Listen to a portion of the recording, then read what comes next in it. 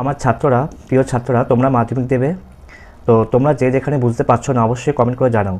আর কোনি নিয়ে আমাকে প্রশ্ন করেছিল একজন, তো আমি বলবো যে কোনি তোমরা পুরো গল্পটা পড়ে ফেলো, ঠিক আছে? ওখানে চরিত্র দিয়ে একজন দেবেই একটা প্রশ্ন। কীর্তিসিংহ মনে হয় 2025-এ চলে এসছে, তো অন্য কোনো চরিত্র যেগুলো আছে তোমরা সেগুলো ধ্যান দাও। আর পুরো স্টোরিটা 2-3 বার রিডিং পড়ে নাও। আর একবার, আমি জানি সবার শেষ হয়ে গেছে, সবাই সহায়িকা পড়ছো, তাও বলবো আমি ওই টেক্সট বইটা একবার রিডিং দিয়ে নাও, একবার না বেশ কয়েকবার, ঠিক আছে?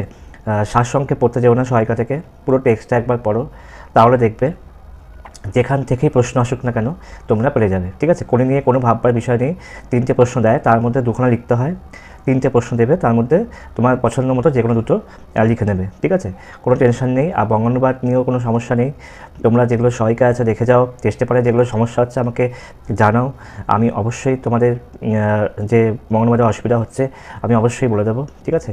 আর তোমরা এই কদিন মন দিয়ে পড়ে যাও, যে যেখানে ব্যাকরণ বলো, কারক, অকারক, তারপরে সমাস, বাক্য পরিবর্তন, তোমাদের যে যেখানে সমস্যা আছে তোমরা অবশ্যই আমাকে কমেন্টে জানাও। আমি সেই সমস্ত টপিকের উপর ভিডিও নিয়ে তোমাদের সামনে আসবো, ঠিক আছে? তো মন দিয়ে পড়ো, ওকে?